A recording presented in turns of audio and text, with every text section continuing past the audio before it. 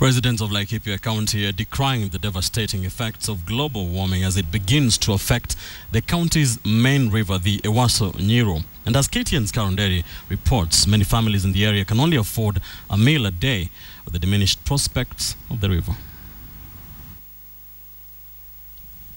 The ravaging drought in Laikipia North has brought untold misery to its residents.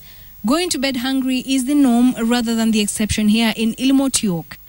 As Sampo Lemitiak tells us, on a good day, her children are sent to bed with just a mug of porridge. Often there is nothing to calm the rumbling stomachs.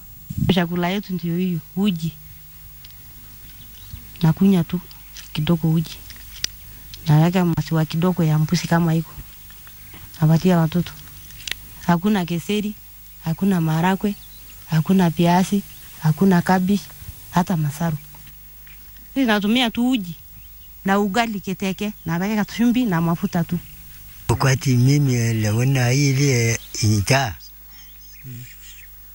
Wakati mimi mtoto kidogo. Na mashida tena ya mbuzi na ng'ombe, hakuna pahali ya kukula. Napeleka mashambani kukumboa. A bigger concern, though, are the devastating effects of climate change, which have seen the water levels in the Ewaso Nyiro River dwindle. I'm trying to bring stakeholders from Laikipia County, Samburu County, Isiolo County, Nyandarua County, and downstream up to Lorian Swamp. So we come together and conserve, because this river serves a population of 1 million.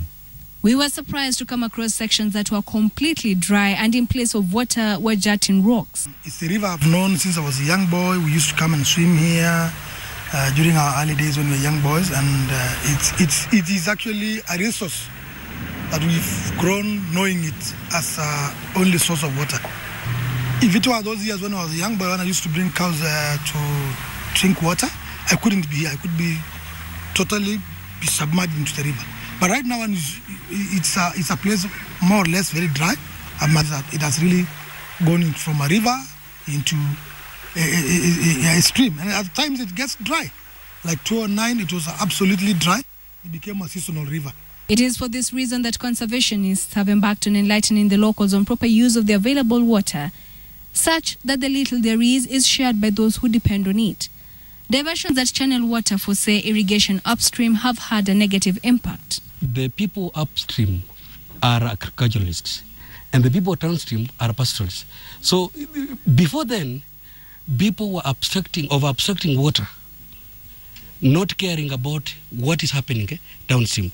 So with the formation of RUAs under the supervision of WARMA, people have come together and have come to understand that they are supposed to leave first a reserve flow in the river, and that they must care about people who are living downstream. The main economic activity for these communities is pastoralism, and if there is no water or pasture for their livestock, then the ripple effects of the river drying are immense. Some of the cows walk even over 20 kilometers to get this water because the dams are dry.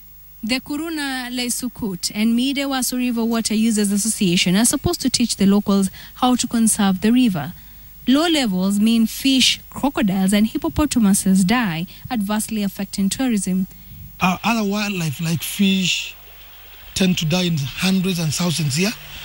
It is not the first time the alarm is being raised over the drought in this region. Nderi, KTN, Laikipia North.